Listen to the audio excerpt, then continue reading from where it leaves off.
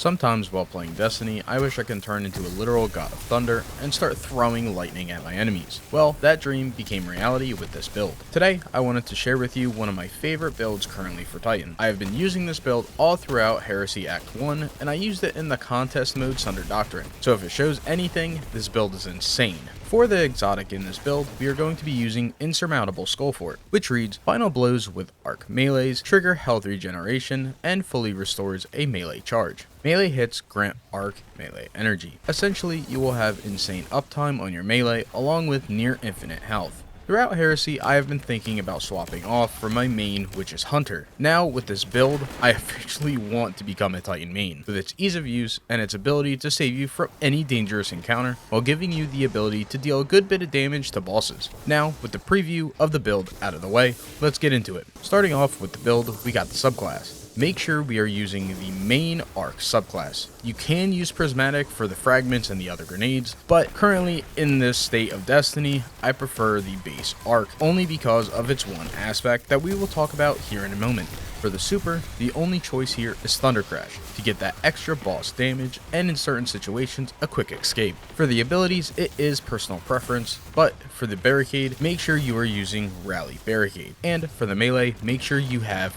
Thunderclap on. For the grenade, use what you like, but I personally enjoy pulse grenades right now. Now, for the aspects, make sure you have on Storm's Keep. Cast your class ability to grant a moderate amount of bolt charge stacks to you and nearby allies. While behind your barricade, you and allies gain stacks of bolt charge over time, and your weapons can discharge max stacks of bolt charge. This aspect has been dominating in PvE endgame activities and is a clear choice in this build. And for the other aspect, Knockout. Critically wounding a target or breaking their shield infuses your melee attacks with arc energy and increases your melee range and damage for a short duration. Defeating targets with melee attacks makes you amplified and restores a portion of your health. Defeating more powerful combatants increases the amount of health restored. These two will allow you to heal even more and cast bolt charge as many times as you would like, allowing for a quick access way to do easy damage and have healing at the ready with Knockout and our exotic. Now, for the first fragment we are going to use, Spark of Ions. Defeating a jolted target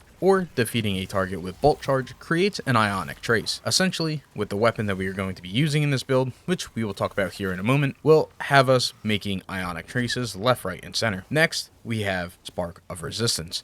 While surrounded by combatants, you are more resistant to incoming damage. This aspect alone gives you 40% damage resistance just from being surrounded by enemies. Now, onto the next fragment, Spark of Shock. Arc grenades jolts targets. This will also allow us to feed into Spark of Ions a little quicker. And for the final fragment, Spark of Discharge. Arc weapon final blows have a chance to create ionic traces. Collecting ionic trace grants a stack of bolt charge, with Spark of Ions, Shock, and Discharge synergizing with each other, giving non-stop bolt charge and ionic traces. Now, with all of the fragments out of the way, I would like to swing into what weapons to use and any other recommendations I'd use in this build. For our kinetic, I only recommend using the Stasis Rocket Assisted Sidearm Tenacious Mastery. In the gameplay, I was using the role of Chill Clip and Loose Change on this weapon. It has been insane to say the least since its release last season, and it's gotten even better, becoming the second weapon able to stun all champions in Heresy. So definitely use this,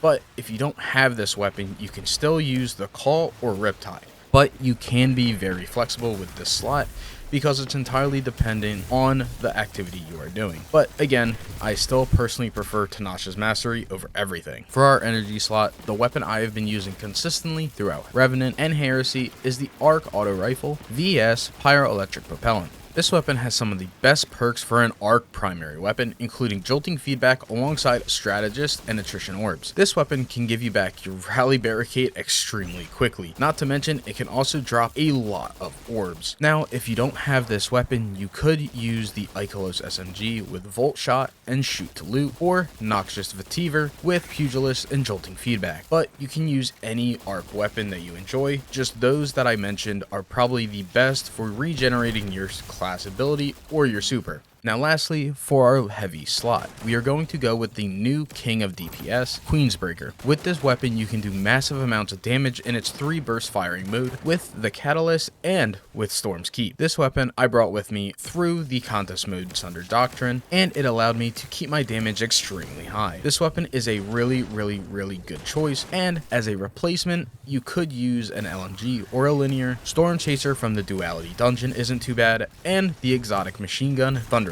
Now, with the weapons out of the way, let's get into what stats I think would be best in this build. Make sure you get that 100 rezel for that 40% damage resistance against combatants, not to mention this will give you faster cooldowns on your class abilities. I would also recommend having 100 strength for that high uptime for any melee misses. And lastly, you can use whatever stat you want, but I'd recommend either discipline or recovery. These recommendations will help you keep up with the cooldowns on abilities alongside keeping incoming damage low. Now with all of that out of the way, let's take a look at some of the mods for this season. Before we get into the armor mods, let's look at some of the artifact mods. Since this season is primarily arc based, we are going to be taking advantage of a good majority of them. For the first artifact mod I would recommend using is Overclock and Load. While amplified or have bolt charge, arc weapons gain increased handling and reload speed. The next mod is Dielectric. Defeating arc debuffed enemies grants bolt charge. Since we have a weapon with jolting feedback,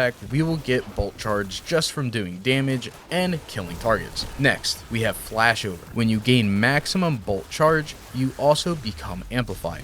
Lightning bolts deal more damage. The reason why we're going to be using this is for that extra bit of damage from bolt charge, and since we have Storm's Keep, we are going to be essentially having this perk proc almost every single time we are behind the rally barricade. Now, for the last mod, we will be using Particle Reconstruction. Dealing sustained damage with fusion rifles or linear fusion rifles partially refills the magazine from reserves and grants them bonus damage for a short duration against that target. We want to use this to get that extra bit of linear damage, especially since we're using Queensbreaker. And now for some optional mods that you could throw on is the Piercing Sidearm mod. This will give you the ability to stun all champions with Tanasha's Mastery. Yes, you need to have Chill Clip to be able to stun everything though, so just keep that in mind. And not only that, we're going to stack on top of that Defibrillating Blast. Stunning a champion grants maximum stacks of bolt charge, triggers an arc bolt that heals you, and jolts combatants that it damages. This mod will be especially good in areas with insane amounts of champions, like GMs or even Master Raids. Now, for our last bit of our build,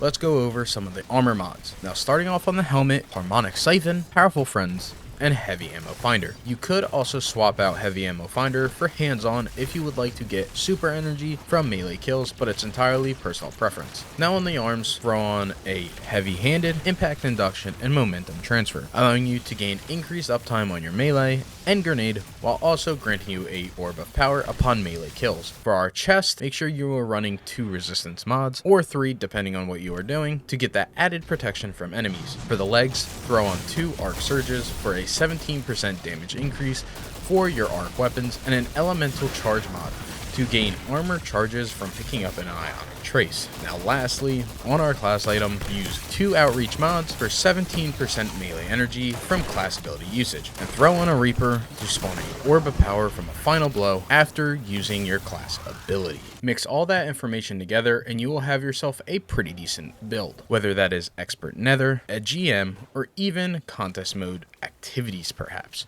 Thank you guys for staying until the end of the video. If you enjoyed this video, leave a like and a comment on the video, and if you enjoyed any of my other content, feel free to subscribe. You can always unsub later if you don't enjoy the videos going forward. Also, if you do not know, I also stream on Twitch. We would love to see you over in the Twitch streams one of these days, and maybe we can get you in for a raid. We'd love to have you. My name is Johnson, and I will see you guys in the next video. Peace.